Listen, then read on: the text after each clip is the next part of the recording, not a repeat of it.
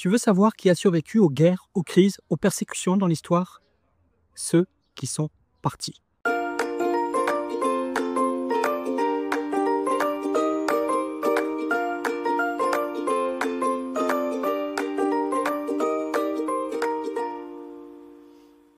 Et aujourd'hui, tu peux faire encore mieux. Tu peux partir demain matin avec ton ordi sous les bras et continuer à bosser comme si de rien n'était. C'est ça le survivalisme version 3.0. Être libre, être nomade, être prêt. Je vais t'expliquer pourquoi ce choix de vie, qu'on appelle aujourd'hui nomadisme digital, est probablement l'une des stratégies les plus résilientes qu'on puisse adopter. Et surtout, pourquoi ce n'est pas juste un délire de hippie avec un MacBook et un van aménagé. C'est une vraie option de vie et à la fin de cette vidéo, tu sauras si c'est quelque chose qui pourrait te convenir ou pas. Parce que, évidemment, ce n'est pas fait pour tout le monde. C'est vraiment important à comprendre. Commençons par un constat quand même. Depuis 2022, l'indice de risque géopolitique mondial a explosé. Entre l'Ukraine, Gaza, Taïwan, le Liban, les dingueries aux États-Unis, les blocages de circulation, les restrictions de visa, les tensions partout, on est plus proche d'un nouveau verrouillage global que d'un retour à la normale. Et dans ce genre de contexte, posséder devient parfois un piège.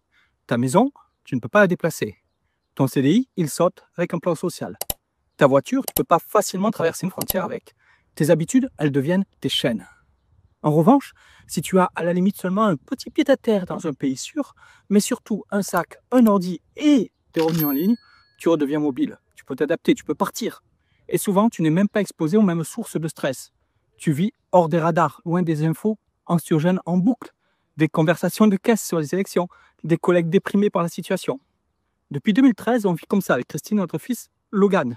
On a traversé l'Europe, l'Asie et plus encore. Mais pour nous, être nomade digital ne veut pas dire courir sans arrêt, d'un vol à l'autre, pour collectionner des tampons sur nos passeports. On reste en général de 1 à 3 mois au même endroit. On revient souvent dans des villes qu'on adore, comme Osaka par exemple, notre ville préférée, mais aussi en Thaïlande ou en Malaisie.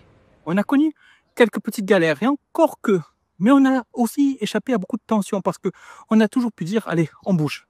Et crois-moi, cette souplesse est une ressource précieuse. Actuellement, nous résidons en Bulgarie, donc ça fait plusieurs mois qu'on y vit. Dans quelques semaines, on reprend la route et ça va faire un bien fou. Mais je le redis, ce n'est pas un modèle absolu, c'est une option. Et je comprends tout à fait qu'on préfère la stabilité, un peu d'enracinement parce qu'on aime justement ses racines et qu'on ait besoin de savoir de quoi demain, dans un an, dans 10 ans sera fait. Je respecte ça à 100%. Mais pour d'autres, ceux qui se sentent à l'étroit, ceux qui ont besoin d'air, de marge de manœuvre, d'un plan B, cette voie-là mérite vraiment d'être explorée. Alors certains vont dire, oui, mais si tu n'as pas de revenu stable, tu fais comment? Justement, il faut avoir un revenu en ligne d'abord, mais ce mode de vie t'oblige à être agile dans tous les cas. Quand tes revenus baissent, tu peux adapter ton niveau de vie, changer de pays, prendre un logement 2 fois moins cher, réduire les extras. Essaie donc de faire la même chose quand tu as un crédit immobilier sur le dos, ou un abonnement à EDF qui explose, ou un patron qui te paye 50 € de plus en janvier et te fait croire que vraiment, quand même, tu es chanceux. Quand tu bosses en ligne, tu peux augmenter tes revenus en bossant plus, il n'y a pas de magie, en lançant une nouvelle offre, en trouvant des clients ailleurs, et tu peux aussi décider de lever le pied temporairement si tu as bien géré. Mais surtout, tu n'as pas à subir. Et ça, c'est la clé de ce que je t'explique ici. Ce n'est pas une philosophie perchée, c'est une stratégie de survie moderne. Regarde autour de toi. L'école à la maison est devenue ultra réglementée en France. L'accès aux soins est inégal. La sécurité juridique est relative.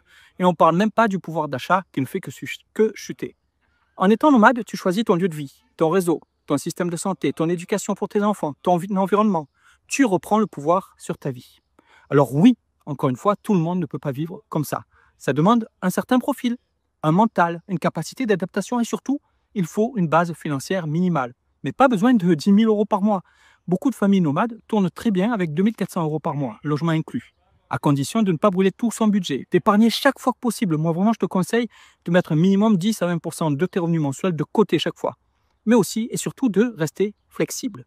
Donc, si tu as déjà des revenus en ligne ou que tu veux en créer et que cette vie te tente, bien sûr, le plus intelligent que tu puisses faire aujourd'hui, c'est de préparer ta mobilité, pas demain, tranquillement, à ton rythme. Même juste en commençant à tester, pourquoi pas un mois ailleurs, quelques semaines en mode nomade, le temps d'un projet freelance.